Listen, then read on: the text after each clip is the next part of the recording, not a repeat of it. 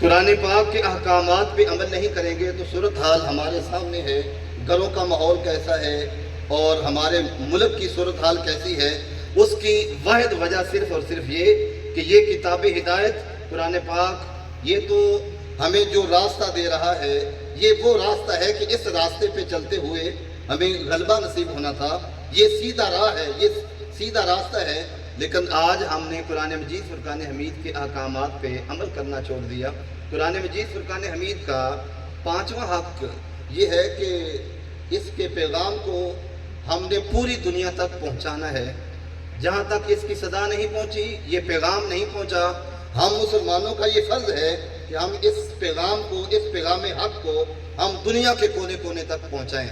میرے حضرت یہی مشن لے کے شب و روز چل رہے ہیں، اور آپ کے تربیت یافتہ مبلغین ان کا بھی یہی مشن ہے۔ اور حضرت کا وہ شعر صرف شعر نہیں ہے، آپ نے ہمیں ایک بہت بڑا مشن عطا فرمایا ہے کہ آفاق کے ہر ہر گوشے میں قرآن سنا کر دم لینا، آفاق کے ہر ہر گوشے میں قرآن سنا کر دم لینا، اب رکنا نہیں، اب تھمنا نہیں، فردوس میں جا کر دم لینا۔ حضرت اور آپ کے درمیان میں زیادہ وقت حائل نہیں ہوں گا، کیونکہ ہم حضرت کا دیدار تو کر رہے ہیں اور آپ کے ملفوظات سننے کے لیے ہم بےتاب ہیں۔ تو انہی لفظوں کے ساتھ میں اپنی گفتگو کو ختم کرتا ہوں۔ اللہ رب العزت کی بارگاہ میں دعا کرتے ہیں کہ اللہ رب العزت المصطفیٰ اسلامک سینٹر کو بے پناہ برکتیں عطا فرمائے۔ وآخر دعوانا ان الحمد للہ رب العالمین۔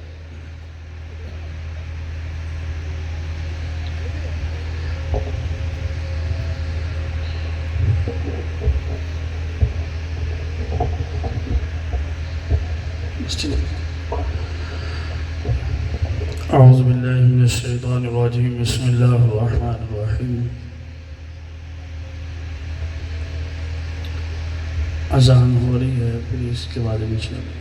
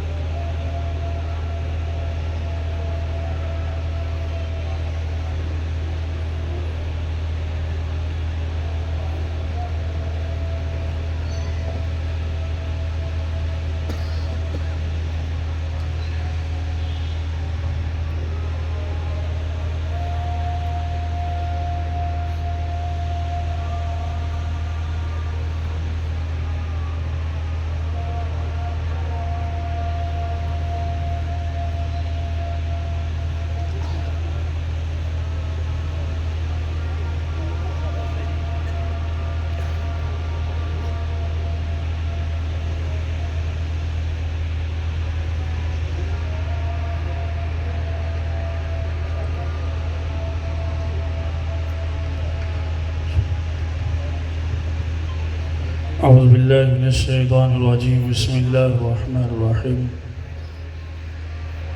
نحمده ونصلي ونسلم على رسوله الكريم أما بعد فأعوذ بالله من الشيطان الرجيم بسم الله الرحمن الرحيم آفاق کے ہر گوشے میں قرآن سنا کر دم لینا، اب رکنا نہیں، اب تھمنا نہیں، فردوس میں جا کر دم لینا۔ برادران محترم، آج کی یہ پروقار تقریب فروغ علم کانفرنس کے حوالے سے منعقد ہے۔ وسعت دل تو بہت ہے، وسعت صحرا کم ہے، اس لیے مجھے تڑپنے کی تمنا کم ہے۔ میرے حضرت کا آج وہ جملہ یاد ہے کہ جب میرے حضرت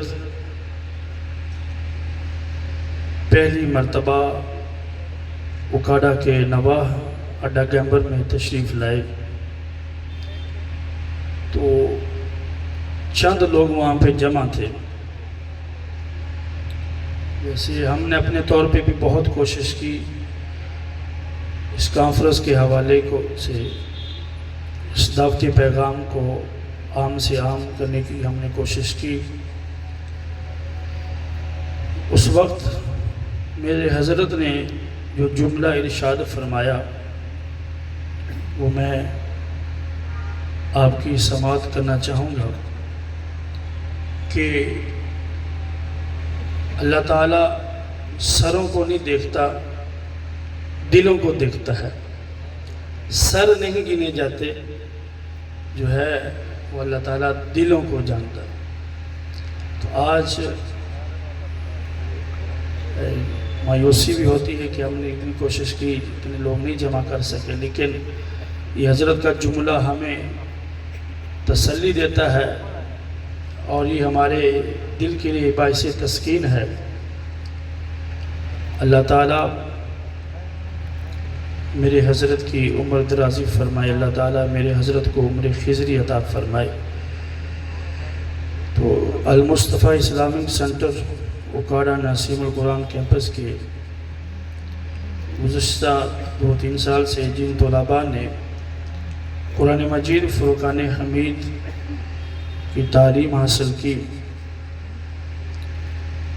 اور جن طلباء نے مسلسل محنت کے ساتھ چشمہ ہدایت قرآن حکیم مکمل کرنے کی سعادت حاصل کی، ان طلباء کی حوصلہ افزائی کے لیے اور ان کے والدین کو خراج تحسین پیش کرنے کے لیے یہ آج تقریب سعید منعقد ہے۔ انشاءاللہ ابھی چند منٹ کے بعد حضرت کا بیان ہوگا۔ اس سے قبل جن طلباء نے قرآن مجید فرقان حمید کی تعلیم حاصل کی ان کو اعزازی شیلڈ سے نوازا جائے گا۔ تو میں پہلے طالب علم کو محمد دانش کو کہوں گا کہ وہ تشریف لائیں۔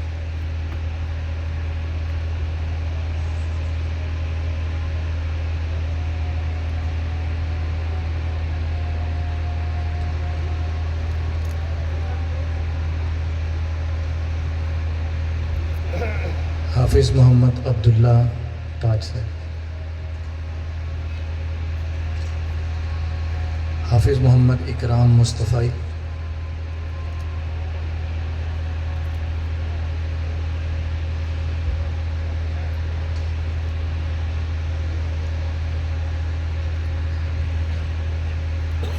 حافظ محمد علی حمزہ مصطفی صاحب،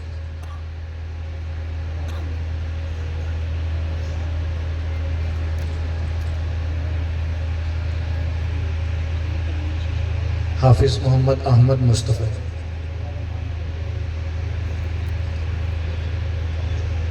حافظ محمد رمضان مصطفی، حافظ علی اسلام مصطفی،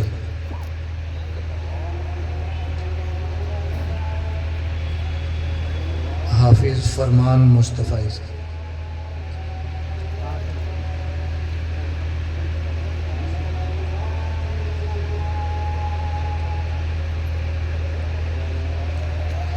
حافظ حسنین مصطفی،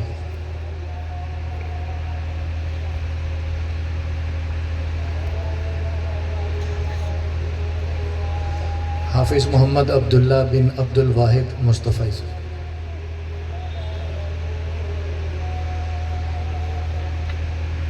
حافظ محمد علی رضا مصطفی،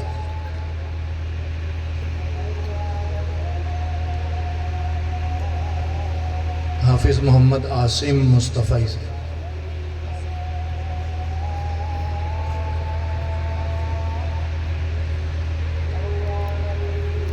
حافظ محمد شاہیر مصطفی،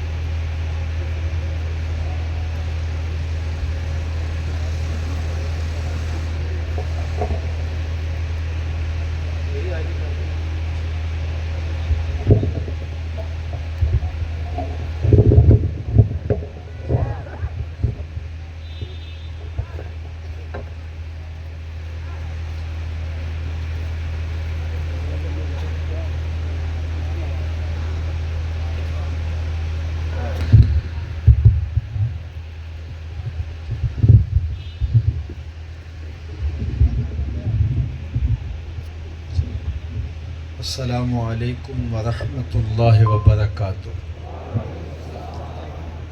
الحمد لولیہ والصلاة والسلام علی نبی وآلہ وصحبہ وبارک وسلم۔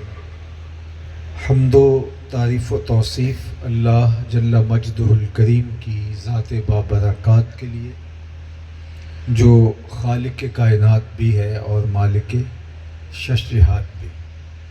اللہ جل وعلا کی حمد و ثنا کے بعد رسول رحمت، شفیع معظم، نبی محتشم، حضور ختمی المرتبت صلی اللہ علیہ وآلہ وسلم کے حضور ناز میں اپنی عقیدتوں، ارادتوں اور محبتوں کا خراج پیش کرنے کے بعد واجب الاحترام ذوی الاحتشام عالی مرتبت سامعین و حاضرین،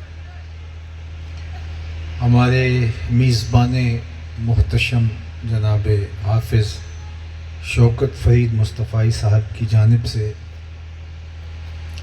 آج ان بچوں کے اعزاز، تکریم اور عزت افزائی کے لیے شیلڈز پیش کی گئیں، جو ابھی آپ نے منظرنامہ دیکھا۔ اور آج کا یہ اجتماع فروغ علم سیمینار کے پاکیزہ عنوان کے ساتھ معنون ہو کر انعقاد پذیر ہوا، اور اس پر ہمارے علامہ ہاشم صاحب نے بھی قرآن مجید کے حقوق کے حوالے سے گفتگو کی، اور مجھے بھی اس عنوان سے آج کی کانفرنس کا جو سرنامہ ہے آپ سے کچھ گفتگو کرنا ہے، لیکن میں اپنی گفتگو کو طویل نہیں کروں گا، لیکن انتہائی مختصر بھی نہیں ہوگی۔ آج میں اور آپ اللہ کا شکر ادا کریں کہ ہمیں دین اسلام کی دولت سے مالا مال کیا گیا، اور اگر میں اسلام کا کوئی دوسرا نام آپ کو بتاؤں تو اس دین کا دوسرا نام دین علم ہے، جس دین میں پڑھنے کی پڑھانے کی تلقین آئی، تاکید آئی، اور جس دین میں معلم کو جو عزت عطا کی گئی وہ اسی کا مقصوم ہے۔ میرے اور آپ کے آقا و مولا کے قلب اطہر پہ اترنے والی پہلی وحی ہی اقرا ہے۔ جس دین کا آغاز ہی اقرا سے ہوتا ہے، پھر اس دین کی عظمتوں اور رفتوں کا اندازہ کون کر سکتا ہے؟ اطلب العلم من المہد الی اللحد، آغوش مادر سے قبر کی لحد تک علم حاصل کرنے کی تلقین فرمائی گئی۔ علماء نے فرمایا کہ اگر کسی کو یہ بتایا جائے کہ تیرے پاس تھوڑا وقت رہ گیا ہے زندگی کا، جس طرح کینسر کے مریضوں کو ڈاکٹر بتا دیتے ہیں، یا کوئی اور ایسا مرض لاحق ہو جائے تو ڈاکٹر کا ایک اندازہ ہوتا ہے کہ اس کی زندگی بس سکڑ گئی ہے، چند ایام یا چند ماہ باقی رہ گئی ہے۔ ویسے تو اللہ کے علم میں ہے، وہ چاہے تو طویل زندگی عطا کرے اور چاہے تو ایک سانس بھی ہم نہ لے سکیں، لیکن ڈاکٹر اندازہ بتاتا ہے کہ ہے تو اسی کے ہاتھ میں دست قدرت میں، لیکن جو ظاہری آثار دکھائی دے رہے ہیں تو آپ کے پاس صرف 2 ماہ ہیں، 3 ماہ ہیں، 1 ماہ ہے، 2 ہفتے ہیں۔ اگر کسی کو پتہ چل جائے یا کسی کو سزائے موت ہو جائے تو اس کو کہا جائے کہ اتنے دنوں کے بعد تمہیں پھانسی کے پھندے پہ لٹکا دیا جائے گا۔ تو جب کسی کو یہ غالب اندازہ ہو جائے کہ اس کی موت بس آیا جا رہی ہے تو وہ پھر کیا کرے؟ صدقات کرے، خیرات کرے، طویل سجدے کرے، لمبی نمازیں پڑھے، روزے رکھنے شروع کر دے، کون سے اعمال کرے؟ تو اس کو سارے اعمال کرنے چاہیے، لیکن علماء نے کہا کہ وہ علم حاصل کرنے میں مصروف ہو جائے۔ جو شخص طالب علمی کے دوران انتقال کر گیا کہ اس نے تکمیل علم ابھی نہیں کی، ابھی طالب علم ہی تھا کہ اس کا انتقال ہو گیا، قیامت کے دن اس کے اور نبیوں کے درمیان صرف 1 درجے کا فرق ہوگا۔ کتنا بڑا اعزاز ہے علم حاصل کرنے والے کے لیے۔ یہ اس کی بات ہو رہی ہے جس نے علم مکمل نہیں کیا، تکمیل علم نہیں ہوئی، ابھی طالب علم تھا۔ تو جو مکمل عالم ہے اس کے درجے کتنے بلند ہوں گے، اور جو علم سکھانے والا ہے، معلم ہے، تو اس کے درجے کتنے ہوں گے۔ معلم سے مجھے ایک بات یاد آئی، اہل علم کی نظر کرنا چاہتا ہوں۔ یہ کوئی چند ماہ قبل ایک بات ہوئی اور لوگوں میں تشویش کی لہر دوڑ گئی۔ تو ان دنوں میں ایک عصری دانشگاہ میں گفتگو کے لیے گیا، تو ابھی ہم چائے پہ بیٹھے ہوئے تھے، تو مجھے وائس چانسلر صاحب اس یونیورسٹی کے کہتے ہیں کہ جو امی کے حوالے سے آج بحث چھڑی ہے اس کے بارے میں آپ کیا کہتے ہیں؟ تو میں نے ان کو کہا کہ آپ یہاں جو ٹیچر رکھتے ہیں تو کبھی آپ نے کوئی ایسا ٹیچر بھی یہاں رکھا ہے، کوئی ایسا پروفیسر رکھا ہے کہ جس کے پاس ڈگری نہ ہو؟ تو انہوں نے کہا کہ یہ کیسے ہو سکتا ہے، ہم بچوں کا مستقبل تاریک تو نہیں کر سکتے، تو یہ لازم ہے کہ ہم معلم اسے رکھیں گے کہ جو پڑھا لکھا ہوگا، نہ صرف پڑھا لکھا ہوگا، پڑھانے کی صلاحیت بھی رکھتا ہوگا۔ تو میں نے کہا کہ جب تم ایک یونیورسٹی میں جہاں کوئی 5 سے 6 ہزار طلبہ ہیں، وہاں ان پڑھ کو معلم نہیں رکھتے، تو جس نے کہا انما بعثت معلما، میں معلم بنا کر مبعوث کیا گیا ہوں، تو کیا اللہ نے بغیر پڑھانے کے اپنے نبی کو معلم لگا دیا؟ تو باقی رہی بات کہ کسی کو یہ شبہ ہے کہ کہیں پڑھے نہیں ہیں، تو صاحب وہ پڑھنے آئے نہیں، وہ تو پڑھانے آئے ہیں، وہ سیکھنے نہیں آئے، وہ سکھانے آئے ہیں۔ نبی تلمیذ رحمان ہوتا ہے، الرحمن علم القرآن، اس نے اپنا علم مکمل کیا ہوتا ہے اپنے رب سے، نبی اللہ کا شاگرد ہوتا ہے۔ تو اس کائنات میں اللہ جل شانہ نے جو علم کا درجہ رکھا ہے، امام خویری نے لکھا کہ علم عمل سے افضل ہے، اور اس کی دلیلیں ذکر کی، اور ایک خوبصورت دلیل یہ دی کہ العمل صفت العبد والعلم صفت الرحمن، اس لیے کہ عمل جو ہے یہ بندے کی صفت ہے، اور علم جو ہے وہ اللہ کی صفت ہے، لہٰذا اللہ کی صفت بندے کی صفت سے افضل ہے۔ تو اللہ تعالیٰ نے علم کے ذریعے سے انسان کو اس کے دیگر مشارکات سے امتیاز بھی دیا۔ جب فرشتوں نے اعتراض کیا کہ اللہ تو اسے اپنا نائب بنانے جا رہا ہے جو دھینگا مشتی کرے گا، شر و فساد برپا کرے گا، اور ہم تیری تسبیح اور تقدیس کے ترانے پڑھتے ہیں، تو رب نے کہا جو میں جانتا ہوں وہ تم نہیں جانتے۔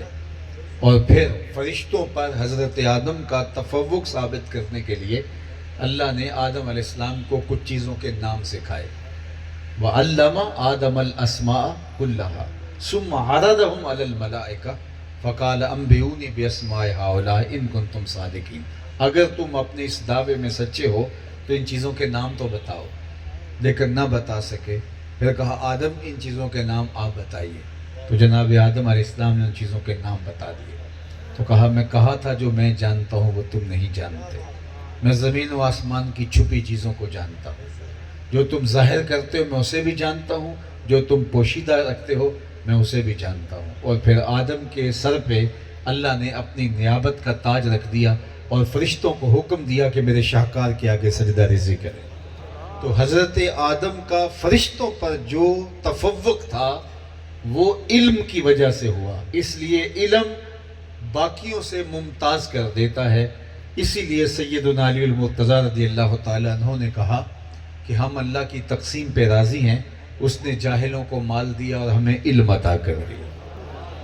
دنیا کچھ بھی کہے، دنیا کا معیار کچھ بھی ہو جائے، لوگ گرتے ہیں تو گرتے ہی چلے جاتے ہیں، لیکن معیار وہی ہے جو اللہ نے ہمیں دیا۔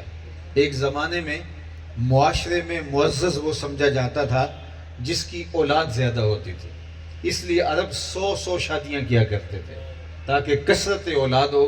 کثرت اولاد عزتوں کے حصول کا ذریعہ تھا، جس کی لاٹھی اس کی بھینس کا قانون جب مروج تھا، تو جس کے پاس لاؤ لشکر افرادی قوت زیادہ ہوگی وہی غالب ہوگا، باقی مغلوب ہوں گے۔ پھر آج جس تاریخ میں ہم جی رہے ہیں، آج کی تاریخ میں جو دنیاوی معیار ہے وہ مال و دولت اور متاع زیست ہے۔ جس کے پاس دنیا کا مال و دولت زیادہ ہے تو اسے معززین شہر میں شمار کیا جاتا ہے۔ تو مختلف ادوار میں معیارات بدلتے رہتے ہیں، کسی دور میں زور بازو معیار قرار پایا، کسی میں کثرت اولاد معیار قرار پائی، کسی دور کے اندر مال و دولت اور متاع حیات یہ معیار قرار پایا، کسی دور میں منصب عہدہ اور جو ہے وہ تخت و تاج معیار قرار پاتا ہے۔ لیکن میرے اور آپ کے آقا و مولا نے ہمیں جو معیار دیا وہ یہ ہے، خیرکم من تعلم القرآن وعلمہ۔ کوئی بھی معیار جانے، لیکن میں اپنے غلاموں تمہیں معیار دے کے جا رہا ہوں، تم میں سے افضل اور اشرف وہ ہے جو قرآن سیکھتا ہے اور قرآن سکھاتا ہے۔ معاشرہ کسی کو بھی کچھ کہہ لے، معاشرے کی اپنی مرضی ہے، خود ساختہ کوئی بھی قانون متعین کر سکتا ہے اور کہتا ہے کہ یہ میرا بنایا ہوا قانون ہے، اور بعد میں آنے والا اس سے زوراور اس کو چیلنج بھی کر سکتا ہے۔ حالات بدلتے ہیں، ہوائیں تبدیل ہوتی ہیں، رخ تبدیل ہوتے ہیں، اور مختلف ادوار میں مختلف معیارات عزت اور شرف کے قائم ہوئے، لیکن روز اول سے بھی انسانیت کے شرف کا سبب علم قرار پایا، اور نبی آخر زمان نے بھی یہی فرمایا کہ خیرکم من تعلم القرآن وعلمہ، علم معیار ہے، اور علم کا سب سے بڑا سرنامہ، اور علم کا سب سے بڑا صحیفہ، اور علم کا علم کی سب سے بڑی دستاویز قرآن مجید ہے۔ لہٰذا جو قرآن سیکھتا ہے، قرآن سکھاتا ہے، سب سے اشرف بھی وہ ہے، سب سے افضل بھی وہی ہے۔ اور جس نے قرآن مجید حاصل کر لیا، اس کا نور اس کے سینے میں تھا، پھر اس نے کسی دنیا دار کو حسرت کی نظر سے دیکھا، قد حقر ما آتاہ اللہ، اس نے اللہ کی عطا کو حقیر جانا، اس نے سمجھا ہی نہیں کہ میرے رب نے مجھے کیا عطا کر رکھا ہے، میرے سینے میں کیا دولت ہے، اور اللہ نے مجھے کیا جمال عطا کر رکھا ہے۔ وراثت ہے علم نبیوں کی، پیغمبروں کی، اور اس کائنات کے بہترین لوگ پیغمبر گزرے۔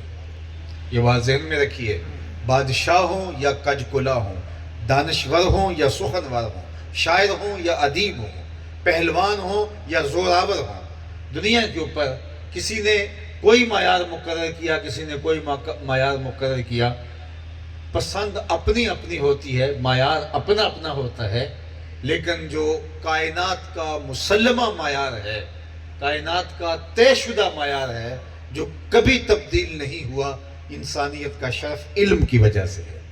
علم کی وجہ سے وہ باقی مشارکات سے ممتاز تو ہوگا ہی ہوگا، وہ جانوروں سے، حیوانات سے، بہائم سے، چوپایوں سے، حشرات الارض سے، بلکہ اپنے ہم جنس انسانوں سے وہ ممتاز تو ہوگا ہی ہوگا، بلکہ اس علم کی وجہ سے وہ فرشتوں سے بھی ممتاز ہے۔ اس کو فرشتوں پر بھی جو تفوق ملا، اور فرشتوں کی پیشانی جو انسان کے آگے جھکی، وہ حضرت انسان کے علم کے شرف کی وجہ سے۔ تو یہ بات ذہن میں رکھیے کہ انسان کا معیار علم کی وجہ سے، تو ہمارا دین علم ہے۔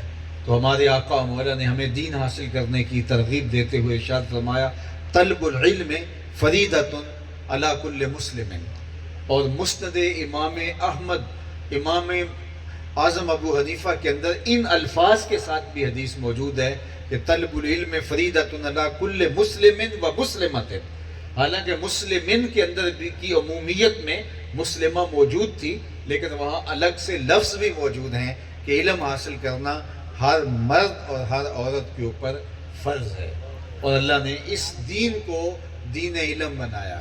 اور میں آپ کو بتاؤں کہ اللہ نے اس کی اہمیت ہمارے لیے اس طرح اجاگر کی کہ مسلمان ہو صحیح، وہ باقاعدہ کسی درس گاہ میں جا کے علم حاصل نہ بھی کرے، وہ صرف 8 دن کے بعد جمعہ پڑھتا ہو، تو جمعے کا خطبہ سنتا ہو، تو اس کی ہفتہ روزہ کلاس ہوتی ہی ہوتی ہے۔ یہ معیار دیا، بلکہ اتنا اہم ہے یہ خطبہ کہ ظہر کی 4 رکعتیں ہوتی ہیں، جمعے کے دن 2 رکعتیں کم کر دی گئیں، اور اس کی جگہ خطبہ رکھا گیا۔ جو نماز کی اہمیت ہے وہ اس کو دی گئی، دنیا کو بتایا جائے کہ اسلام علم کو اہمیت کیا دیتا ہے۔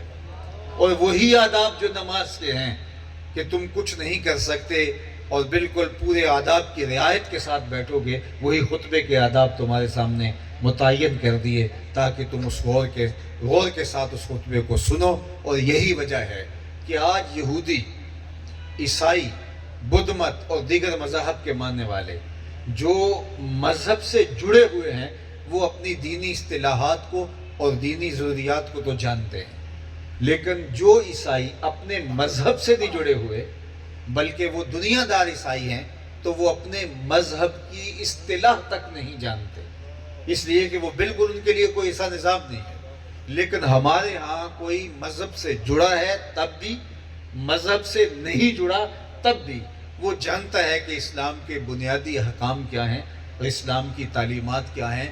اور ابھی میں کل سیرت پہ بات کر رہا تھا، میں نے کہا کہ کون سا امتی ہے، کون سا مسلمان ہے جو مسلمانوں کے گھر پیدا ہوا ہو، اس نے سیرت النبی کا لفظ نہ سنا ہو۔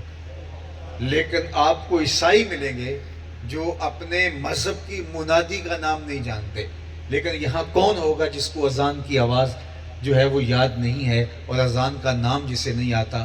پنجابی میں بانگ کہہ لے یا اردو میں اذان کہہ لے تو وہ جانتا ہے، اس کے کلمات کو جانتا ہے، اتنی بار سنتا ہے کہ اس کو جو ہے وہ ازبر ہے اور وہ خاموش ہو جاتا ہے کہ اذان ہو رہی ہے۔ تو یہ علم کی اہمیت ہے اس دین کے اندر، اور اس کی جو ہفتہ روزہ کلاس رکھی ہے وہ جمعہ کے دن رکھی گئی ہے۔ اس لیے جمعہ کے دن پہلے آنے والے کی فضیلت ایک اونٹ ذبح کر کے راہ خدا میں خیرات کرنے کے ثواب کے برابر رکھی گئی ہے، اور اس کے بعد جو دوسرا نمازی مسجد میں آئے تو ایک گائے ذبح کرنے کے برابر جو ہے وہ اس کی اہمیت رکھی گئی ہے۔ جو تیسرا آئے تو ایک جو ہے وہ بکری یا بھیڑ جو ہے وہ ذبح کر کے راہ خدا میں خیرات کرنے کے برابر، اس کے بعد مرغی، اور اس کے بعد انڈا، اور اس کے بعد فرشتے صحیفے لپیٹ لیتے ہیں۔ تو یہ ترغیب دی گئی اس بات کی کہ تم بر وقت آؤ اور خطبات سنو۔ اور میں اپنے علماء دوستوں سے اکثر کہتا رہتا ہوں کہ یہ کتنا مبارک موقع ہوتا ہے کہ امیر بھی اور غریب بھی، پڑھا لکھا بھی اور ان پڑھ بھی، سارے کام کاج چھوڑ کر کے مسجد میں نماز جمعہ کے لیے آتا ہے۔ تو وہ جو 40 منٹ کا، 20 منٹ کا، 25 منٹ کا، 30 منٹ کا خطبہ جو آپ اردو دیتے ہیں، اس کے بعد میں عربی خطبہ دیتے ہیں، وہ سننے آتے ہیں، تو آپ کو بہت ارق ریزی کے ساتھ اس مضمون کو تیار کرنا چاہیے، لوگوں کا وقت ضائع نہیں کرنا چاہیے۔ وہ لوگ جو لوگوں کا وقت ضائع کر دیتے ہیں، کبھی ادھر کی سنائی کبھی ادھر کی سنائی، اور لوگوں کو کسی عنوان سے کوئی جامع بات نہ سنا سکے، تو اس کا نتیجہ پھر یہ ہوا کہ لوگ جو ہے وہ دوسرے خطبے کے وقت پہنچ رہے ہوتے ہیں، دوسری اذان کے وقت پہنچ رہے ہوتے ہیں۔ تو یہ قصور ہمارا ہے، لیکن جو اسلام کا سسٹم ہے وہ اتنا زبردست ہے۔ بلکہ آپ کی اگر توجہ ہو تو اسلام نے کتنے خطبے رکھے ہیں۔ نکاح کے وقت خطبہ رکھا ہے، اسلام نے جو ہے وہ جمعے کا خطبہ رکھا ہے، اسلام نے حج کا خطبہ رکھا ہے، اسلام نے عیدین کے خطبے رکھے ہیں۔ جہاں اجتماع ہوا اس کا بھرپور فائدہ حاصل کیا، ساتھ خطبہ جوڑ دیا، تاکہ ان کو علم کا انتقال ہو، علم کا ان کی طرف جو ہے وہ علم ان کی طرف منتقل کیا جائے۔ بلکہ اگر آپ کی توجہ ہو تو عرض کرنا چاہتا ہوں کہ اسلام کا خوبصورت نظام ہے۔ محلے کی سطح پر 5 وقت دن میں ہم ایک جگہ مسجد میں باجماعت جمع ہوتے ہیں، یہ ہمارا نظم ہے محلے کی سطح پہ۔ 8 دن کے بعد علاقے میں ہم جامع مسجد میں جمعہ کے لیے جمع ہوتے ہیں۔ سال میں 2 مرتبہ شہر میں ہم شہر کی سطح پر عیدین کے اجتماع کے لیے جمع ہوتے ہیں، اور سال میں 1 مرتبہ ہم حج کے موقع پر عالمی اجتماع میں جمع ہوتے ہیں۔ تو گلی سے لے کر عالمی سطح پر ہمارا ایک مربوط نظم موجود ہے، اور ہر جگہ ہمیں ابلاغ دین کے مواقع میسر آتے ہیں، اور ہر جگہ خطبہ رکھا گیا ہے تاکہ لوگ سیکھیں اور اس پر عمل پیرا ہوں۔ تو ہمارا دین، میں نے عرض کیا ابتدا میں، اگر کوئی مجھے اسلام کا دوسرا نام پوچھے تو میں برجستہ کہوں گا کہ اسلام کا دوسرا نام علم ہے، اور علم کی بنیاد پر ہی فضیلت اور شرف اسلام دیتا ہے۔ قُلْ هَلْ يَسْتَوِي الَّذِينَ يَعْلَمُونَ وَالَّذِينَ لَا يَعْلَمُونَ، اے محبوب فرما دو، جو جانتے ہیں جو نہیں جانتے برابر کیسے ہو سکتے ہیں؟ اللہ اکبر۔ جو جانتے ہیں اور جو نہیں جانتے وہ برابر نہیں ہے۔ بلکہ آپ کو میں خوبصورت بات سناتا ہوں کہ احد کے میدان میں 70 صحابہ شہید ہوئے تھے، اور اس وقت بھی تھوڑا تھا اور کفن بھی پورے نہیں تھے، اور تدفین کا جب مرحلہ آیا تو اللہ کے محبوب علیہ الصلوۃ والسلام دفن کرنے لگے، تو پھر ایک قبر میں 2 3 لوگوں کو بھی دفن کیا۔ تو جب قبر میں رکھنے لگتے تو حضور پوچھتے کہ یہ جو 3 لوگوں کو یا 2 لوگوں کو ہم لحد میں رکھنے لگے ہیں، ان میں قرآن کی آیتیں زیادہ کس کو آتی ہیں؟ جس کے سینے میں قرآن کی آیتیں زیادہ ہوتی اس کو آگے دفن کرتے۔ یعنی اسلام ایسا دین ہے، عالم کو دنیا کی زندگی میں اہمیت تو ہے ہی ہے، قبر میں بھی اس کی قبر باقی قبروں سے مقدم بنے گی، اور باقی قبروں میں سے اس کو آگے رکھا جائے گا، اس لیے کہ اس کے علم کی روشنی جو اس کے سینے میں موجود ہے وہ مرنے کے بعد بھی چراغ نہیں بجھتا ہے۔ ابن ابزہ ایک بہت بڑا شخص گزرا ہے، تو وہ غلام تھا۔ حضرت عمر رضی اللہ تعالیٰ عنہ نے گورنر مکہ کو بلایا اسفان کے مقام پر، اور جب وہ وہاں پہنچے تو کہا کہ اپنے پیچھے کسی کو متعین کر کے آئے ہو؟ کہا ابن ابزہ کو۔ کہا یہ نام میں نے پہلے نہیں سنا، کون ہے یہ؟ کہا یہ غلام ہے ذات کا۔ تو کہا غلام کو اپنی جگہ گورنر لگائے ہو؟ کہا کہ وہ قرآن کی آیتیں زیادہ جانتا ہے۔ تو حضرت عمر نے کہا مجھے حضور کا فرمان یاد آ گیا، یہ قرآن لوگوں کو اٹھا لے گا، لوگوں کو اونچا کر دے گا۔ تو قرآن سے شرف ملتا ہے، قرآن سے عزت ملتی ہے۔ لحد میں بھی اتارا تو جس کے سینے میں قرآن کی آیتیں زیادہ تھی اس کو آگے رکھا۔ وہاں متعین کرنے لگے تو قرآن کی بنیاد پر اس کو جو ہے وہ تعین دیا۔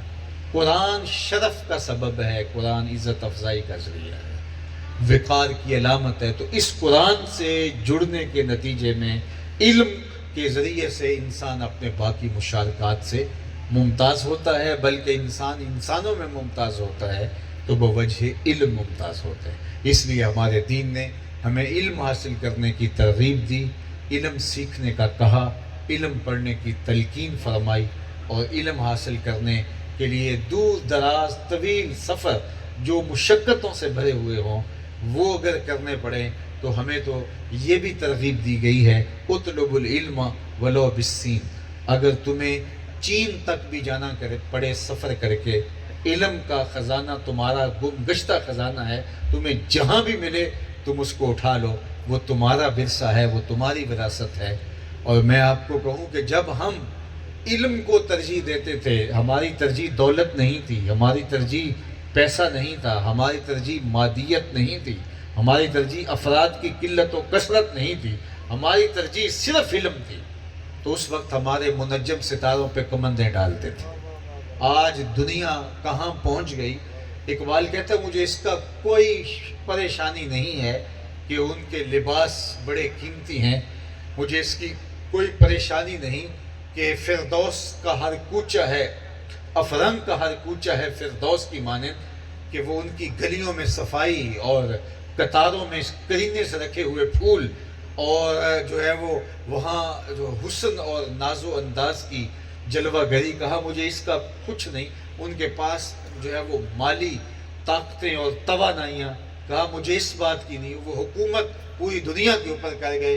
اقبال کہتے ہیں کہ میرا دکھ یہ بھی نہیں ہے، حکومت کی کیا چیز ہے؟ اقبال کہتا ہے وہ تو ایک عارضی چیز ہے، مگر وہ موتی علم و حکمت کے کتابیں اپنے آبا کی جو دیکھی ان کو یورپ میں تو دل ہوتا ہے سی پارا۔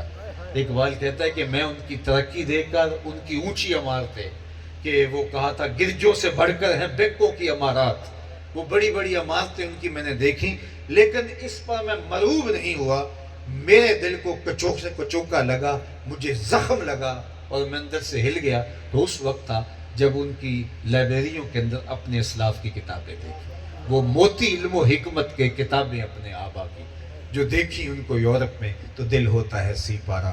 کبھی ہے نوجوان مسلم تدبر بھی کیا تو نے، وہ کیا گردوں تھا تو جس کا ایک ٹوٹا ہوا تارا۔ یہ آج دنیا کے اوپر اپنی مادی ترقی اور اپنے مالی استحکام، اپنے سیاسی تغلب اور دیگر ذرائع سے ہمارے اوپر حکومت کر رہے ہیں، اور آج 56-57 اسلامی ملک جس حالت میں ہیں، یہ کوئی اچھی بات نہیں ہے۔ لیکن اقبال کا جو دکھ ہے یہ ہے کہ ان کی دانشگاہوں میں جو تعلیم و تعلم کا سلسلہ شروع ہوا اور پھر جو علمی ترقی انہوں نے کی، اقبال کہتا ہے یہ ورثہ تو ہمارا تھا۔ اور اگر ہم تاریخ پڑھیں تو ہماری تاریخ اس حوالے سے کتنی روشن ہے۔ جب شارلیمان اور اس کے لارڈز ابھی دستخط کرنے کی مشق کر رہے تھے، اس وقت ابن حزم کے قلم سے اسی یورپ میں بیٹھ کے 1000 کتابیں نکل چکی تھی۔ یہ ہماری تاریخ ہے۔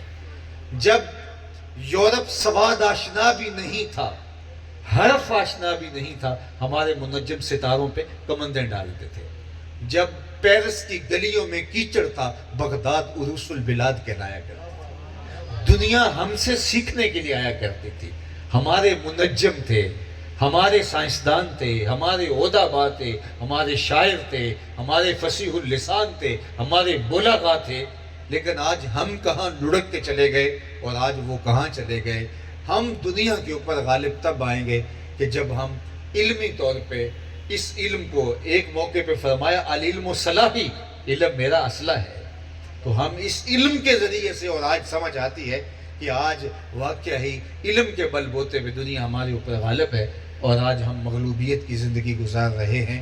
تو ہمیں اپنے بچوں کو پڑھانا ہوگا، دنیاوی عصری علوم بھی سکھانے ہوں گے اور دینی علوم بھی سکھانے ہوں گے. اگر عصری علوم کی طرف ہم نے یک طرفہ توجہ دی اور دینی علوم ہمارے بچوں کے رہ گئے تو پھر ان کی ایک آنکھ تو روشن ہوگی، دوسری آنکھ نابینا ہوگی، یا یہ کہہ سکتے ہیں ان کا دماغ تو روشن ہوگا لیکن دل ان کا بے نور ہو جائے گا.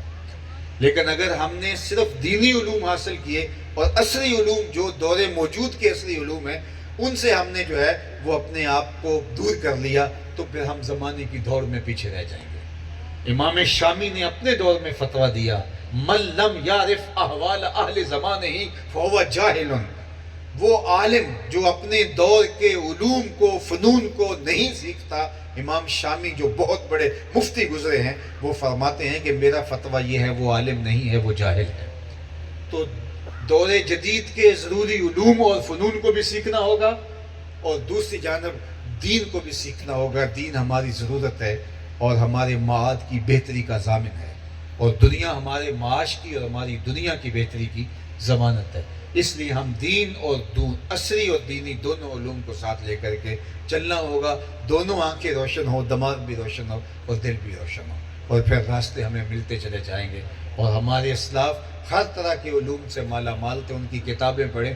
بہت پرانے دور کی کہانیاں میں آپ کے سامنے نہیں رکھتا.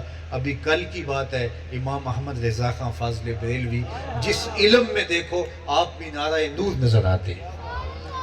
اور اس دور کے ہمارے کتنے علامہ فضل خیر آبادی جیسے لوگ کیسے کیسے جو ہے وہ اللہ نے ان کو اس دور کے جو مروجہ بڑے علوم تھے ان میں طاق یہ ہمارے علماء ہوا کرتے تھے.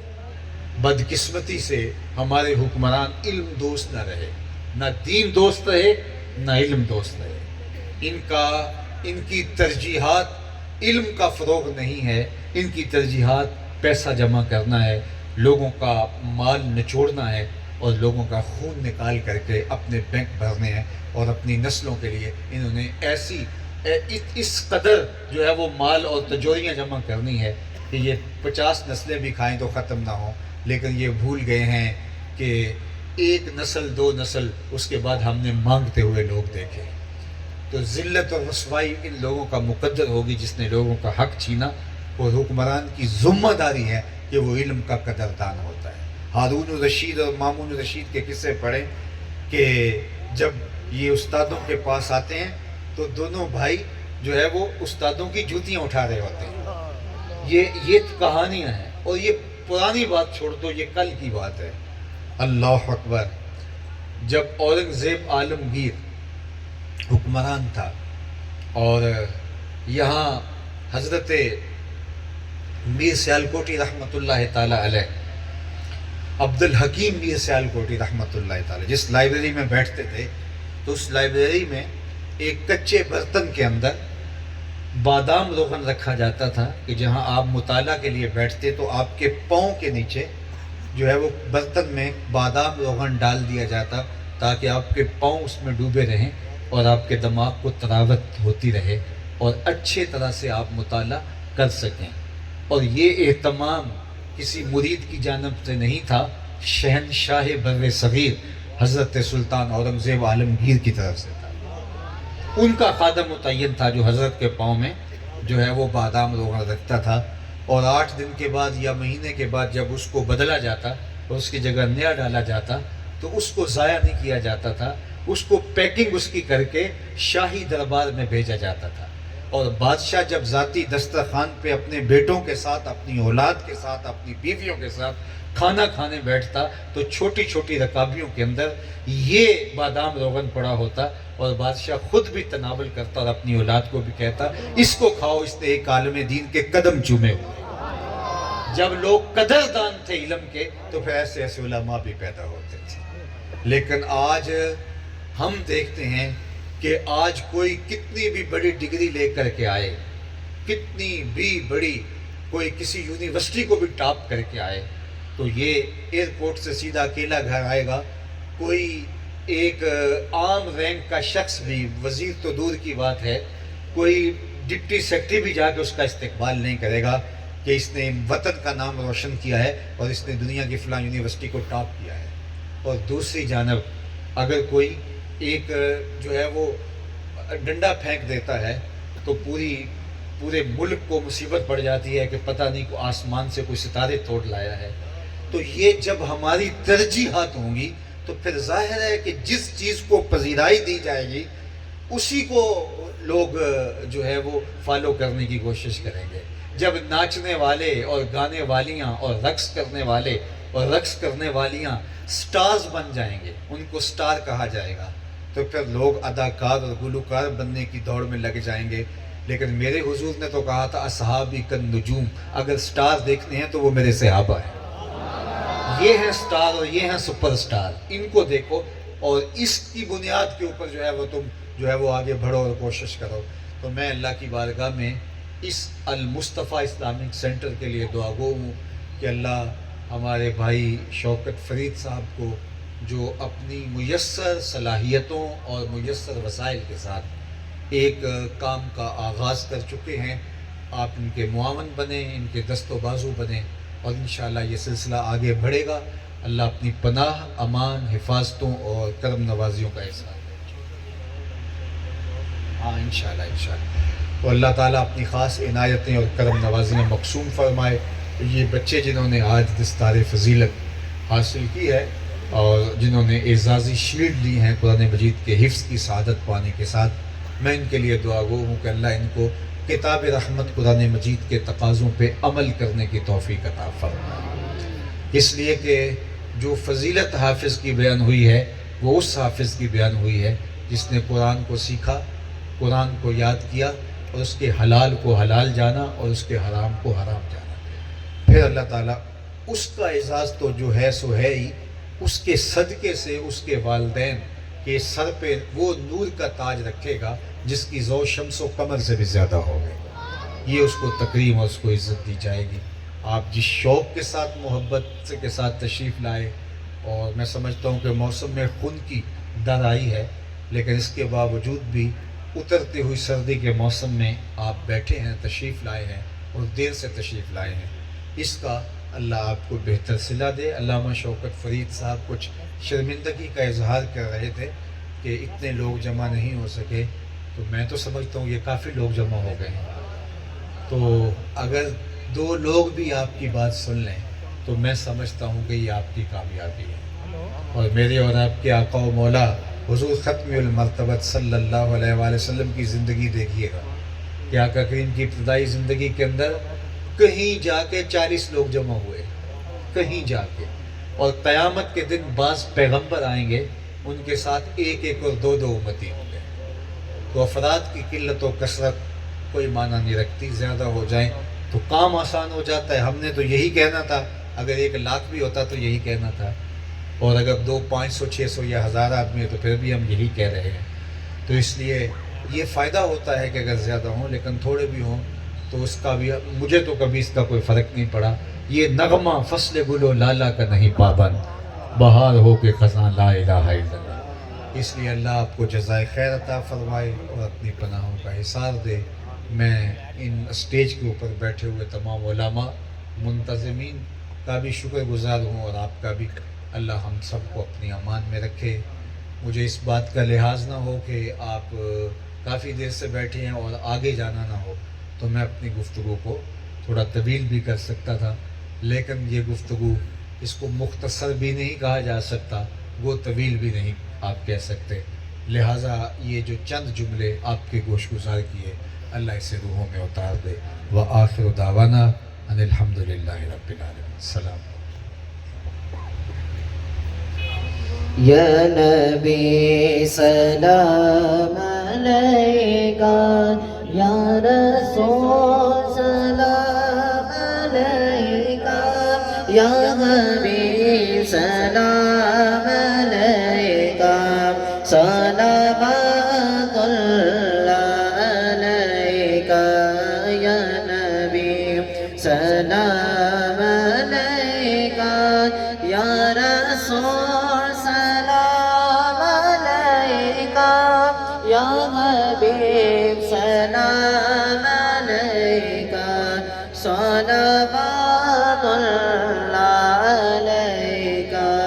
سرور دنیا ہو دیگا رحمت للعالمین ہو شہنشاہ ماجبی ہو سب حسینوں سے ہنسی ہو یا حبیبی یا رسول اللہ یا نبی سلام علیکہ یا رسول سلام علیکہ یا حبیب سلام علیکہ صلوات اللہ